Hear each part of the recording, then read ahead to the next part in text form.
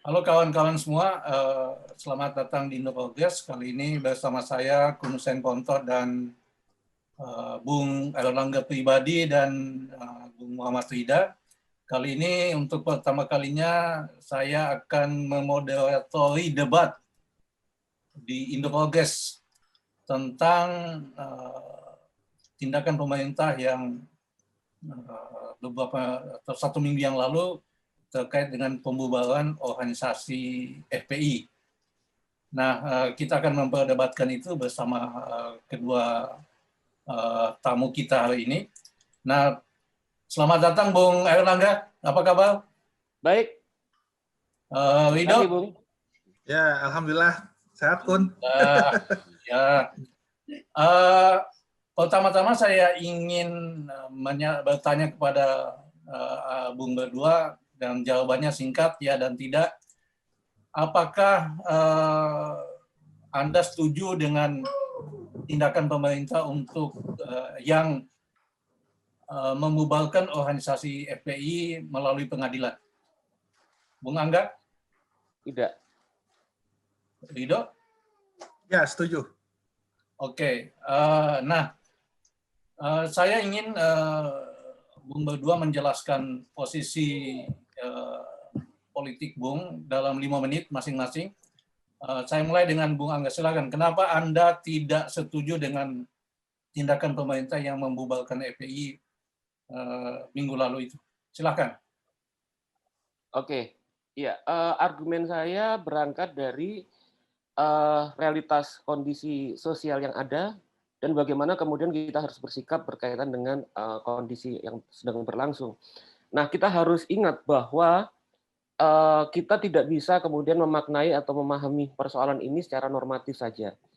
Nah, tapi kita harus melihat bahwa kalau kita perhatikan bagaimana perkembangan rezim ini dan mekanisme kekuasaan yang dilakukan selama 3 tahun belakangan ini, kita bisa menyaksikan ada 3 kombinasi strategi kekuasaan yang dilakukan.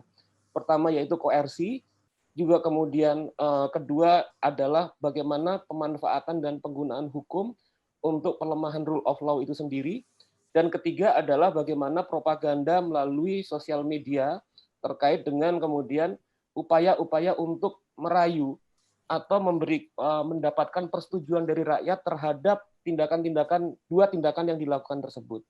Nah, dari sini kita bisa melihat, ambil contoh salah satunya. Pada tahun sekitar 2017 itu terjadi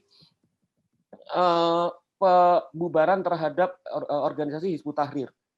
Secara normatif, pembubaran Hizbut Tahrir memang bisa dimaklumi atau bisa dipahami. Tapi kemudian yang kita lakukan adalah, yang kita lihat, yang kita analisis selanjutnya adalah bagaimana misalnya dalam upaya kritik terhadap pelemahan KPK, terminologi atau stigmatisasi berdasarkan isu-isu tentang Islam ekstrim, juga kemudian tentang radikalisasi Islam serta talibanisasi KPK itu kemudian menjadi upaya untuk melemahkan resistensi dan kritik terhadap upaya rezim tersebut. Nah, dari sini kita bisa melihat bahwa upaya kemudian dorongan-dorongan untuk pembubaran terhadap FPI, kita juga harus melihatnya bukan saja pada saat ini, tapi kemudian juga bagaimana logika dan mekanisme kekuasaan dari rezim itu berkembang pada masa-masa selanjutnya. Sehingga saya mau bilang bahwa upaya-upaya tindakan yang dilakukan untuk pembubaran terhadap Front Pembela Islam saat ini, itu kemudian juga sangat mungkin sekali dilakukan pada masa depan, itu menjadi pretext atau menjadi alibi terhadap upaya-upaya pelemahan terhadap kekuatan-kekuatan progresif di Indonesia atau stigmatisasi terhadap kelompok-kelompok progresif di Indonesia dengan menggunakan terminologi ekstrim kiri ataupun ekstrim kanan. Nah, di sini kalau kita melihat analis konkret terkait dengan kondisi objektif, kondisi konkret yang sedang berlangsung, saya pikir bahwa untuk ke depan itu justru bisa menjadi bumerang bagi kekuatan progresif itu sendiri kalau kita ikut dalam narasi gendang dari kekuasaan untuk melakukan pembubaran terhadap FPI. Nah, di sini saya lihat yang paling penting sebetulnya untuk dilakukan, kenapa kondisi seperti ini terjadi, karena memang kita tidak memiliki baik basis sosial yang sudah diorganisasi atau kemudian instrumen-instrumen politik dan mesin-mesin politik yang diorganisasi untuk membangun dan memperkuat secara konkret kekuatan kita itu dalam proses-proses politik yang sedang berlangsung. Nah, dari sini saya pikir bahwa upaya ke depan itu adalah yang paling penting adalah menciptakan organ politik yang kondusif bagi solusi-solusi ataupun argumen-argumen yang kita bangun. Tanpa hal itu maka yang terjadi adalah setiap reasoning politik, setiap argumen-argumen dan wacana politik yang kita bangun itu justru tidak akan bisa diperkuat tanpa adanya instrumen politik ataupun organisasi politik yang memperkuat atau mewadahinya. Oke, Nah, stop itu, Bung. saya pikir demikian. Ya. Oke, Rido silakan. Ya, terima kasih Kun atas kesempatannya. Ya, posisi saya sebenarnya sih berangkat dari argumentasi historis tentang karakter dari FPI itu sendiri sebagai organisasi ya. Dari banyak studi udah jelas FPI adalah organisasi yang merefleksikan kepentingan politik elit pada awal-awal masa reformasi dan kebetulan posisinya tetap bertahan bahkan ketika reformasi sudah berlangsung selama hampir 20 tahun gitu. Jadi saya tidak ada simpati sama sekali terhadap organisasi ini karena dia bukan organisasi yang dibentuk berdasarkan kepentingan organik dari rakyat pekerja. Nah, kalau kita lihat kenapa dia akhirnya dibubarkan oleh kelas berkuasa sekarang, itu kan menunjukkan bahwa ada perubahan pola interaksi antara kekuatan elit yang ada sekarang kan, di mana rezim yang berkuasa sekarang menganggap bahwa FPI nggak lagi berguna buat mendorong kepentingan mereka dan di sinilah sebenarnya ada unsur dari konflik elit yang penting untuk bisa diungkap ke publik gitu. Jadi argumentasi Bung Angga bahwa ini kemudian akan menjadi sebuah pretext, tentu saja ada potensi itu, tapi kita juga harus melihatnya bahwa kalau kita juga punya posisi yang lebih firm tentang FPI dan juga elit berkuasa, saya nggak terlalu khawatir bahwa pretext itu akan bisa digunakan di kemudian hari, karena yang harus diperhatikan dari pembubaran FPI ini adalah nggak ada proses hukum sama sekali. Ini sepenuhnya adalah proses politik yang mana pembubarannya hanya dilakukan lewat surat keputusan menteri, gitu kan.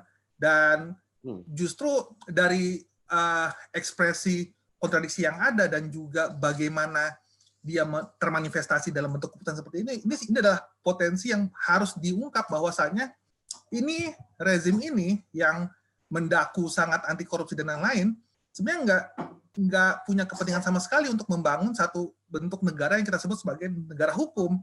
Semua kepentingan keputusan khususnya terkait sama FPI ini ada keputusan politik, dan itu adalah satu, kalau kita dorong agenda politik bahwa proses pembubarannya ini harus lewat proses hukum, ya kita punya senjata sebenarnya untuk menekan kembali kekuasaan politik yang ada, supaya apa? Supaya keresahan yang Bung Angga bilang bahwasanya kita nggak punya kekuatan atau basis politik yang mumpuni bisa dibangun, karena salah satu hal yang harus kita perhatikan selama rentang waktu kekuasaan Jokowi sekarang adalah ekspresi perlawanan rakyat udah semakin menguat gitu. Yang dibutuhkan sekarang adalah bagaimana kekuatan rakyat yang semakin menguat ini perlawanannya itu tetap mempertahankan persistensi perlawanannya, dan setiap momen politik yang menunjukkan kontradiksi elit itu penting untuk diintervensi.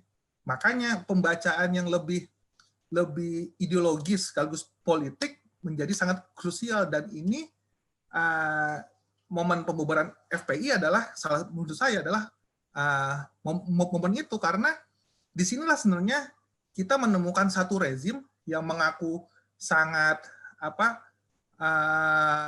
punya agenda pembangunan negara, abai sama sekali dengan agenda pembangunan rule of law atau kepastian hukum yang mana keputusan yang dibuat harus berdasarkan satu keputusan yang sifatnya tidak arbitrer gitu. Dan kalau kita punya keputusan yang sifatnya tidak arbitrer dan solid, justru itu bisa menjadi senjata kita untuk juga mensasar kekuatan-kekuatan proksi lainnya, seperti misalkan organisasi intoleran politik yang seperti Pemuda Pancasila, atau sejenis organisasi seperti itu. Kita bisa menggunakan presiden hukum itu untuk menghajar kekuatan-kekuatan reaksioner yang beroperasi di ranah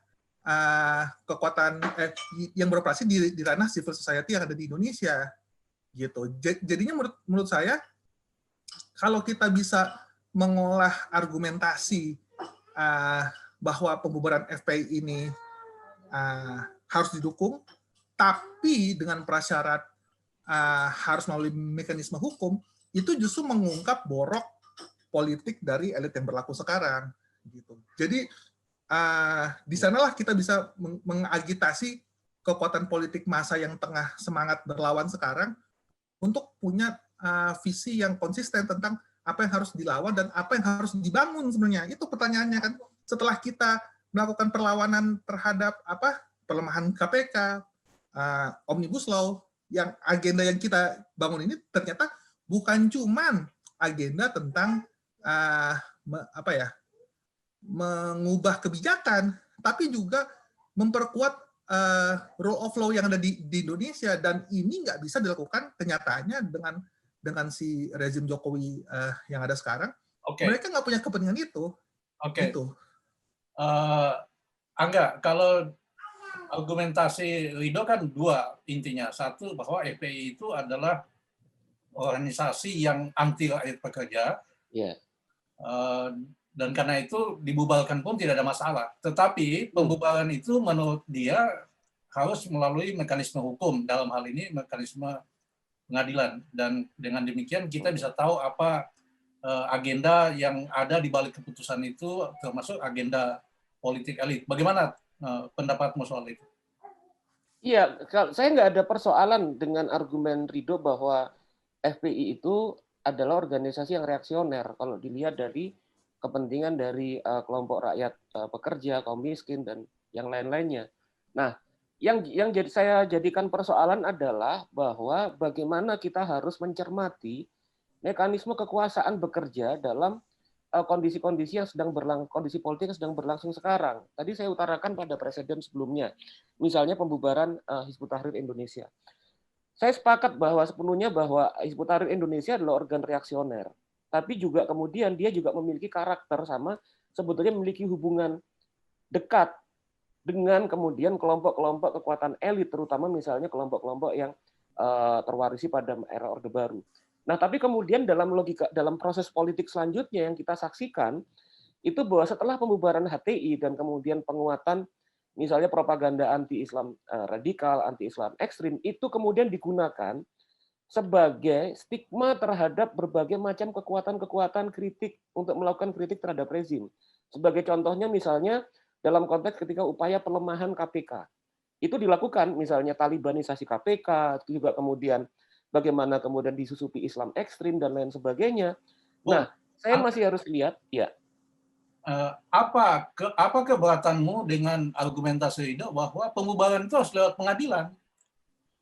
Iya, begini, kalau saya melihat bahwa problem rule of law atau pengadilan kita sekarang itu juga masih belum benar-benar belum benar-benar bisa dipercaya untuk menegakkan rule of law. Dan kedua, kalau saya pikir untuk kemudian masuk ke dalam pengadilan, maka kemudian yang harus dicermati terlebih dahulu adalah menyeret ke pengadilan kepada subjek-subjek atau individu-individu yang kemudian terlibat dalam kasus-kasus intoleransi dan pelanggaran HAM serta persekusi pada fase-fase sebelumnya, gitu. Nah, itu saya pikir juga akan lebih efektif untuk ditekankan ketimbang kemudian dengan serta-merta saat ini langsung mendorong pembubaran FPI di pengadilan. Karena yang paling penting sebetulnya adalah perangkat-perangkat bagaimana isu-isu rule of law itu bersanding dengan isu-isu tentang human right, tentang hak asasi manusia, sehingga kemudian ini mekanisme saya juga takutkan bahwa mekanisme menyeret ke pengadilan untuk membubarkan FPI itu bisa juga dilakukan kepada organisasi-organisasi yang tidak reaktif, tapi juga yang memiliki orientasi progresif. Nah, di sini argumen seperti apa yang saya tantang misalnya Bung Rido untuk menjelaskan bahwa upaya seperti ini, presiden seperti ini tidak akan dijadikan pretext untuk langkah mekanisme kekuasaan sebelumnya. Bagaimana Bung Idam? Ya, secara sederhana sih dibuktikan aja apakah memang ada praktek-praktek tindakan kriminal yang dilakukan oleh organisasi progresif. Dan bagi pengalaman saya, udah pasti kelompok progresif tidak mempunyai pengalaman praktek kriminal, berbeda dengannya katakanlah FPI. Dia bukan hanya menyebarkan agenda kebencian, tapi juga mempraktekkan agenda kebencian itu ke perilaku mereka sehari-hari. Walaupun kemudian akan ada bungkusan pada bagaimana anggotanya diberi kesejahteraan, lingkungan sekitarnya juga diberi semacam impresi tentang perdamaian dan lain-lain. Tapi secara organisasi, ya ini adalah organisasi kebencian yang fungsinya adalah proksi dari kepentingan elit, gitu loh. Jadinya secara hukum pun, kalau kita bisa membuktikan bahwa organisasi ini berlangsung secara mempraktekkan kebencian dan tidak berhasil dibuktikan, ya kita terima. Tapi setidaknya adalah ada fase peradilan, gitu, bahwa ini adalah yang dalam pandangan saya adalah organisasi penuh kebencian. Dia harus diadili, gitu loh, secara hukum. Tapi kan gini Bung. Tapi gini, kata Angga tadi kan ini lembaga pengadilan kita kan lembaga yang sangat korup, gitu. Bagaimana menyalahkan mekanisme politik ini ke proses pengadilan seperti itu? Ya, salah satu dia korup, tapi juga salah satu institusi yang nggak tertutup untuk bisa dipengaruhi. Makanya kalau kita lihat ya, misalkan saya ambil contoh pengadilan hubungan industrial, itu korup sekali.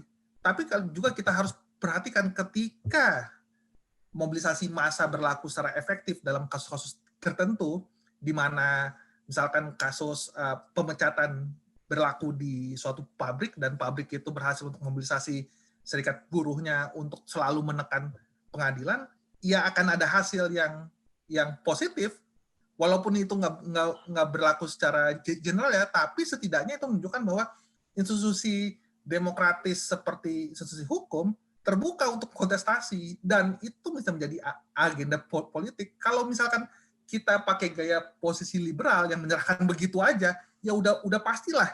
Nah, tapi poin saya adalah kita harus berantem lagi nih.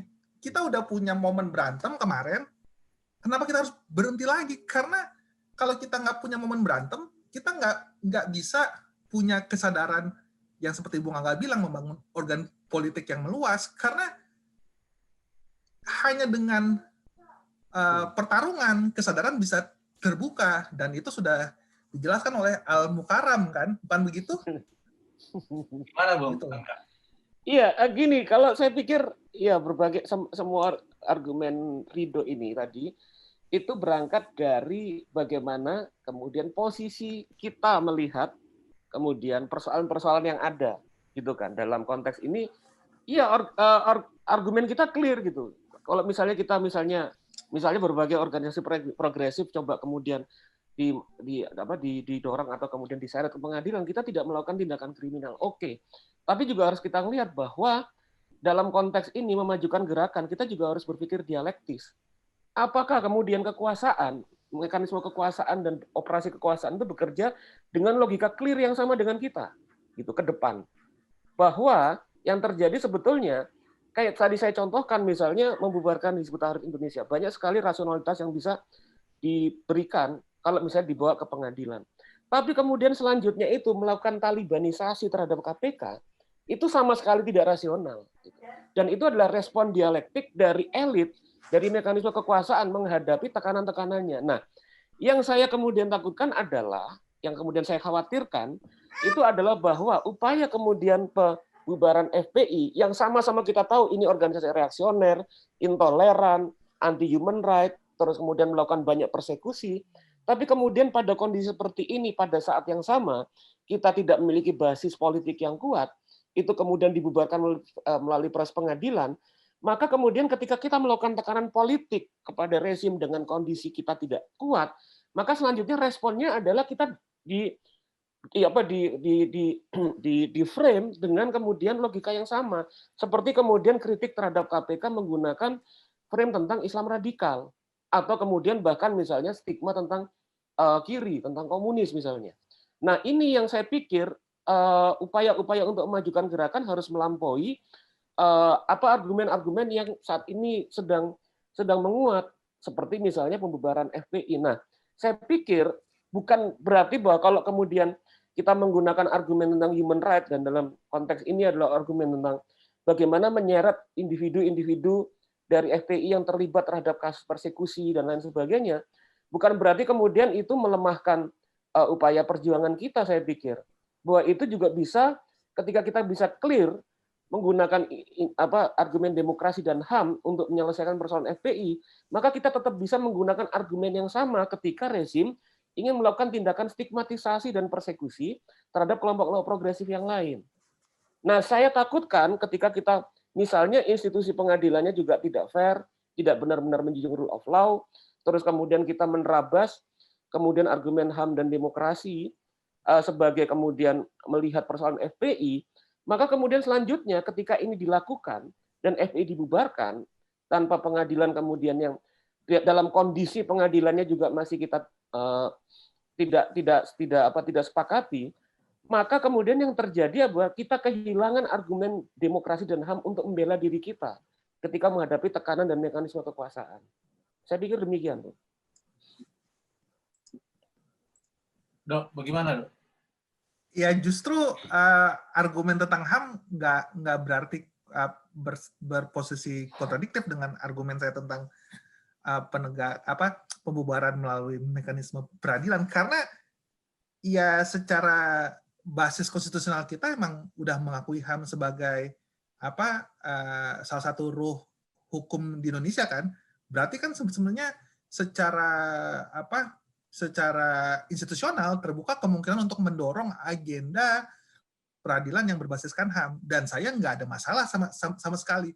Justru itu bisa menjadi pukulan telak terhadap keputusan elit yang sifatnya arbitrer politis seperti sekarang ini, gitu. Jadi saya nggak ada masalah sama sekali. Tapi yang jadi perbedaan mungkin di sini adalah bagaimana menyikapi spillover itu. Misalkan yang Bung Angga bilang, ketika kita mendukung pembubaran FPI, maka diskursus tentang pembubaran ini kemudian akan bisa digunakan untuk menekan balik kelompok progresif. Ya, itu adalah realitas perjuangan kelas. Ya, bahkan dalam pengalaman revolusi sosialis di Rusia, ketika Lenin mempromosikan agenda revolusioner, dia dituduh sebagai agen Jerman, agen di era perang Jerman melawan Rusia pada saat itu. Dan itu adalah bagian dari diskursus yang dibentuk oleh elit yang berkuasa untuk mendiskreditkan agenda politik progresif, gitu loh. Jadi saya nggak terlalu khawatir untuk menganggap itu sebagai sesuatu yang determinan, walaupun itu akan penting untuk diperhatikan ya. Tapi itu adalah ruang pertarungan itu sendiri. Berarti kan pembelajarannya adalah kalau kita mau membangun agenda, ya kita juga membangun strategi gitu. Taktiknya apa untuk mempromosikan agenda peradilan yang berbasiskan HAM ini? Nah, itu kan akhirnya balik ke pertanyaan tentang organisasi. Gimana kita membangun organisasi dengan membawa agenda penegakan hukum berbasiskan HAM? Dan ini akan memaksa kita semua untuk nggak lagi melakukan kritik sebatas kritik. Kita harus dipaksa untuk membangun satu mekanisme yang lebih organisasional terkait pada bagaimana kita memastikan bahwa agenda yang kita bawa itu nggak dipelintir oleh elit, gitu. Jadi ini yang saya lihat ketika kita berbicara tentang intelektual, organik dan tradisional, ada di sana pembelahannya. Kita ngomongin satu posisi politik itu bukan untuk posisi politik itu sendiri, tapi implikasi ke praktek politik yang bisa memajukan agenda perjuangan kelas rakyat pekerja, gitu loh. Oke, sekarang kita letakkan kasus ini dalam kondisi yang konkret ya, bahwa kekuatan politik yang ada di Indonesia saat ini kan sangat tidak seimbang. ya, antara kekuatan politik kiri kanan itu kan tidak seimbang. Katakanlah rejim Jokowi dan FPI itu ada di sebelah kanan dan kekuatan kiri ini kan sangat lemah. Nah, kalau kita bawa kasus FPI ini ke pengadilan, bukankah kita hanya akan melihat kontestasi dua kekuatan kanan yang sama-sama akan memanfaatkan jalur hukum untuk melakukan mobilisasi gitu loh. Karena ketika masuk ke pengadilan kan ada alasan bagi kedua belah pihak untuk melakukan mobilisasi massa, propaganda isu, kampanye, dan sebagainya. Sementara kekuatan kiri hanya akan menjadi penonton dan bahkan mungkin jadi seperti pelanduk gitu loh yang mati di tengah pertarungan kedua gajah ini. Nah, apakah baik posisinya Angga yang akan membawa ke pengadilan itu adalah individu-individu FPI yang terlibat tindakan kriminal maupun posisinya Ridho yang menyatakan bahwa pembubaran itu harus lewat pengadilan dengan nature watak organisasi FPI yang seperti itu, bukankah kita hanya akan melihat musuh yang akan menjadi lebih besar? Karena kekuatan kanan jauh, yang bahkan untuk FPI ini bisa kita sebut protofasis atau neofasis ini, pengadilan adalah lembaga atau alat terbaik untuk melakukan kampanye dan mobilisasi. Bagaimana menurut kalian berdua? Angga, silahkan. Iya, saya ini sepakat 100% dengan tadi yang diutarakan Bung Kun, bahwa disinilah kita penting melihat pada power struggle yang sedang berlangsung saat ini, bahwa pertama kita dalam kondisi bahwa kekuatan progresif itu saat ini sedang lemah, sehingga kemudian ketika kita bicara dalam arena pertarungan politik ya, baik dalam konteks pertarungan hegemoni ataupun pertarungan konkret di konteks kekuasaan, maka yang muncul itu adalah kekuatan-kekuatan yang merepresentasikan kepentingan faksi-faksi konservatif, faksi-faksi oligarkis. Yang mana kemudian dalam kondisi konkret saat ini, ketika itu kemudian didorong, maka kemudian saya pikir kita tidak mendapatkan keuntungan politik apa-apa terhadap proses-proses politik yang sedang berlangsung.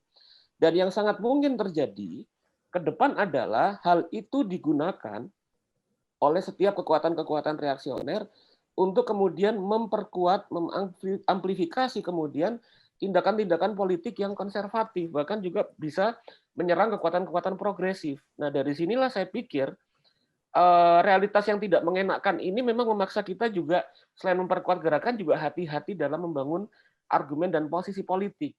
Jangan sampai kemudian justru argumen kita itu kemudian digunakan dan dipinjam untuk kepentingan-kepentingan kekuatan-kekuatan yang kontradiktif dengan kepentingan kita sendiri, di mana kemudian kepentingan yang kontradiktif tersebut itu justru pada posisi yang sangat powerful di hadapan dengan kondisi kita sekarang.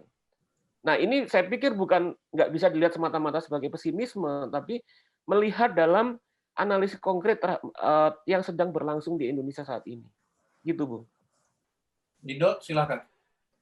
Ya, kalau saya sih setiap posisi politik terbuka kemungkinan untuk dipelintir gitu loh. Karena itu adalah realitas perjuangan kelas. Siapa yang punya kuasa untuk memelintir, dia akan menggunakan itu gitu. Nah, sekarang pertanyaan saya adalah kita mau pakai argumentasi ini diarahkan ke siapa gitu. Kita bisa pakai argumentasi ini ke yang pertama kali adalah kelas pekerja yang tengah melihat fenomena yang ada sekarang ini. Gimana penjelasannya?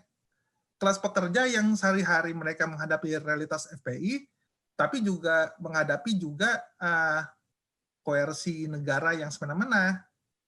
Kan nggak bisa dibiarin begitu aja bahwa kita nggak masuk hanya karena kita akan takut berhadapan dengan dua gajah gitu loh.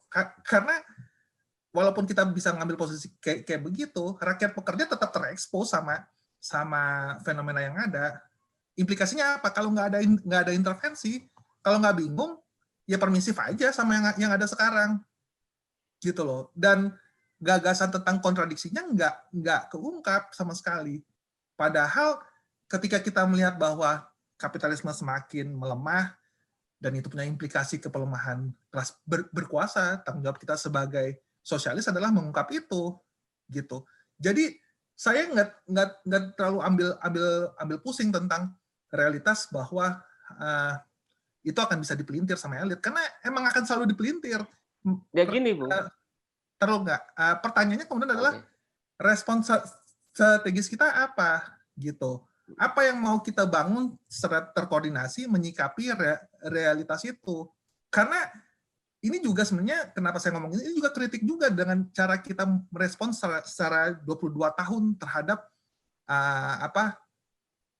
serangan dari elit. Kita ngeresponnya secara sporadis, gitu. Ketika kita mau katakanlah kita mau melawan pelemahan KPK, kita mensasarnya ke mendukung KPK, tapi nggak ada pertanyaan mendalamnya tentang apa struktur yang mau dibangun, gitu, dan apa prasyarat pembangunan struktur itu.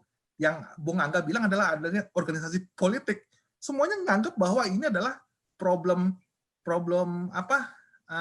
kejahatan. Ya benar, tapi kita kan sebagai materialis dialektis ngelihatnya adalah problem material. Kita harus mensasar di sana, gitu loh. Jadinya ini yang jadi concern saya adalah jangan-jangan kritik kita sendiri nggak pernah maju karena emang dia nggak bisa jadi satu proyeksi praktis, gitu. Makanya kalau kita ngelihat bahwa problem pemelintiran elit ini sebagai sesuatu yang nggak bisa dilawan, ya mungkin ada benernya. Tapi itu benar dengan prakondisi bahwa kita emang nggak melakukan respons secara strategis. Bung Angga, ada komen? Iya, kalau saya cuma mau ngujinya argumen Ridho itu begini, bahwa bahwa setiap argumen posisi politik itu mudah dipelintir, tapi kemudian kesempatan kita mempertahankan diri ketika kita dipelintir atau bagaimana kemudian kita bertarung dalam konteks social struggle itu sangat ditentukan oleh kekuatan politik yang kita akumulasi, gitu.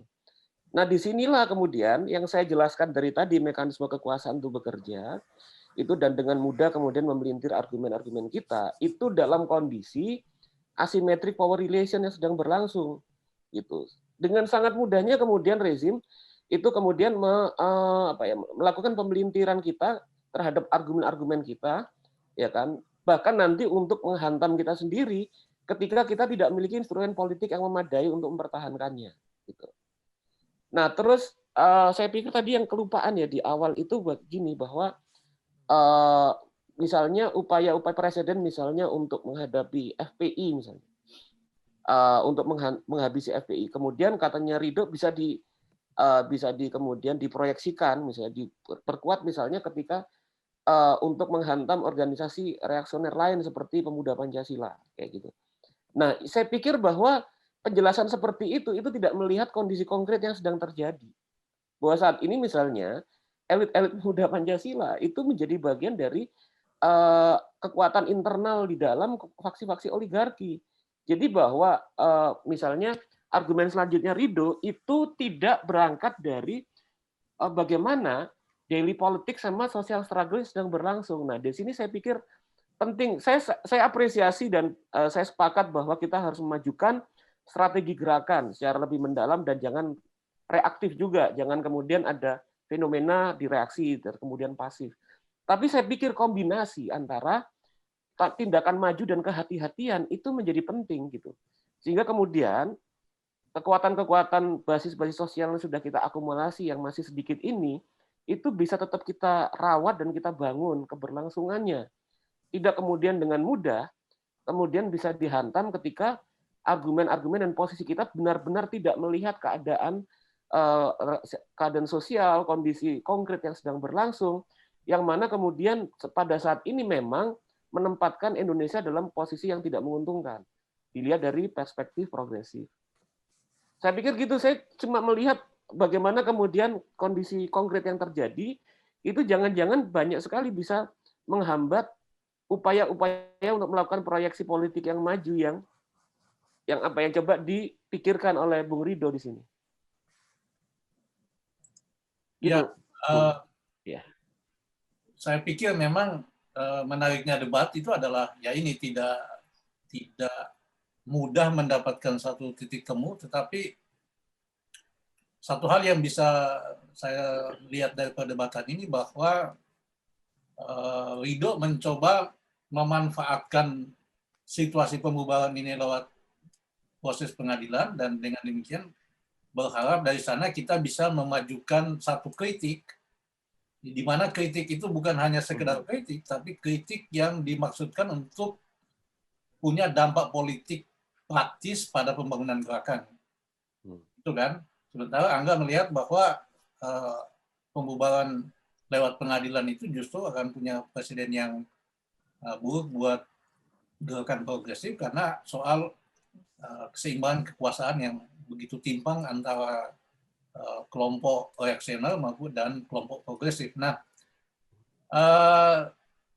mungkin hal yang perlu kita diskusikan kelak adalah bagaimana kita menempatkan organisasi-organisasi seperti FPI ini dan juga presiden-presiden sebelumnya seperti pembubaran HTI, yang sebenarnya itu kan hampir omong kosong pembubaran HTI itu, karena tidak punya dampak politik kan. Dia tetap bisa beraktivitas, mungkin di bawah tanah dengan satu semangat ideologis yang lebih kuat lagi, karena lebih militan, karena dia ada di bawah bayang-bayang represi negara yang sangat nyata kan. Dan kemudian tidak ada respon sama sekali dari gerakan progresif terkait dengan kasus pembubaran HTI itu, dalam pengertian apa keuntungan politik yang bisa diraih oleh kelompok progresif, gerakan rakyat dari pembubaran itu, kan sama sekali tidak ada gitu loh. Ya. Dan karena itu pula maka hampir bisa dipastikan bahwa pembubaran FPI ini menurut saya tidak lebih dari gimmick kekuasaan, ya, yang juga tidak punya dampak politik apapun bagi pembatasan gerakan kanan reaksioner seperti FPI ke depan gitu loh. Dia akan muncul lagi dalam bentuk yang lain. Kenapa? Karena basis materialnya yang tidak diatasi itu kan. Ada krisis ekonomi yang sangat parah, ada krisis hegemoni dari pihak penguasa yang begitu sulit untuk dicapai,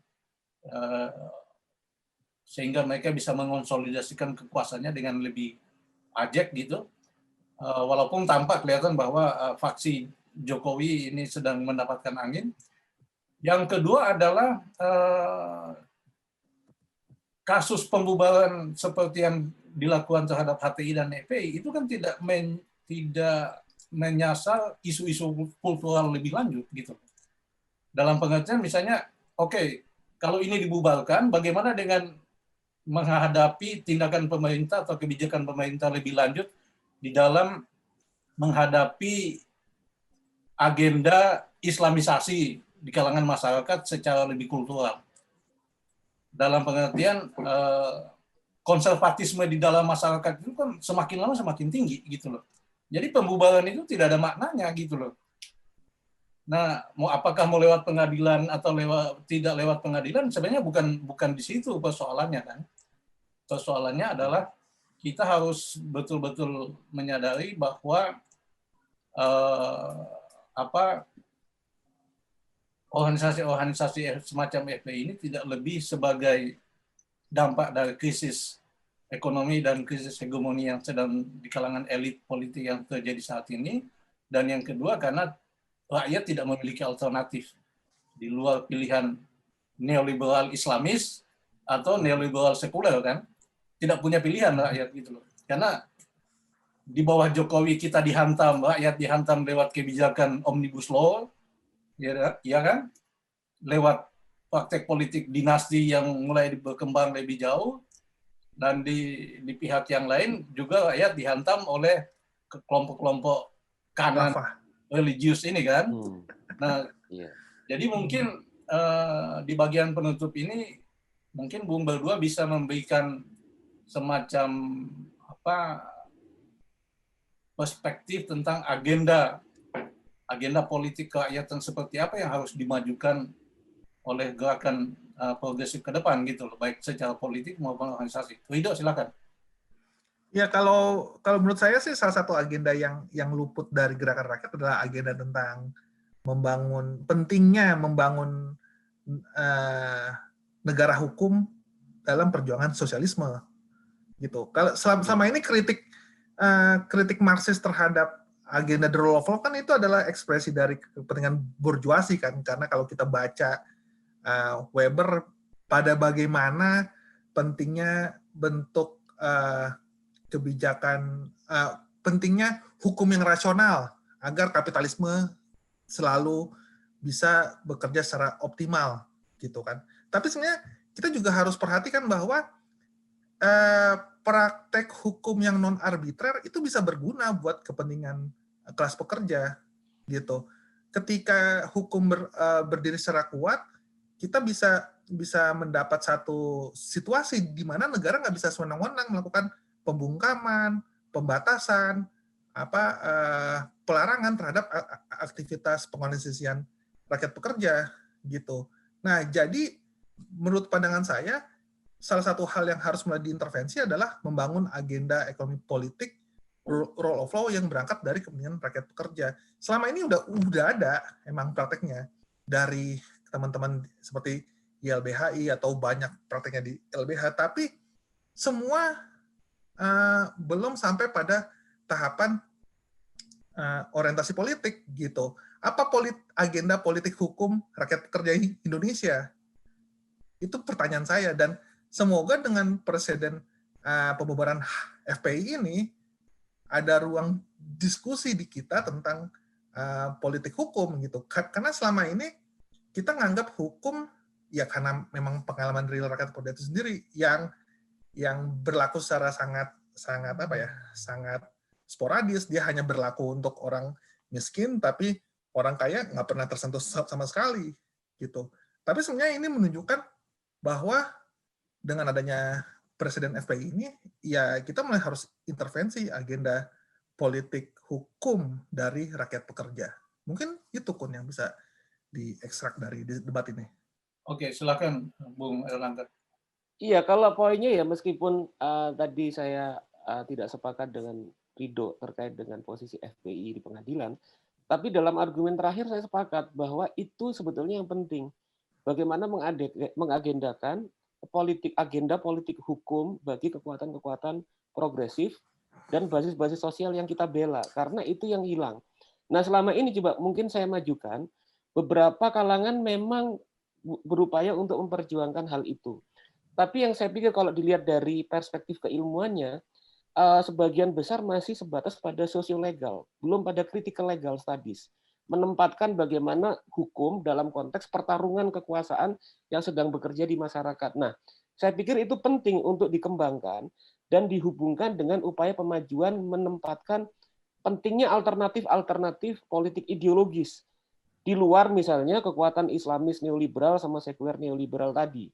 Nah, ketika upaya tadi kita sepakat penguatan bagaimana membangun rule of law dalam konteks critical legal studies dihubungkan dengan power struggle dan upaya memajukan politik kita, nah saya pikir itu menjadi agenda yang perlu diperkuat dalam konteks pembentukan ya historical block lah apa segala macam untuk penguatan alternatif melakukan intervensi politik kita. Demikian.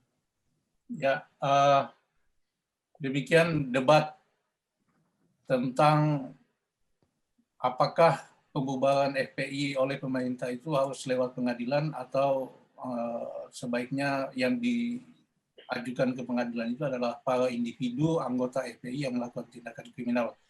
Terima kasih kepada Bung Erlangga pribadi dan Muhammad Rida yang sudah berkesempatan hadir di dalam acara debat ini. Semoga debat ini memiliki manfaat buat kita semua dan sampai jumpa lagi di kesempatan berikutnya. Salam.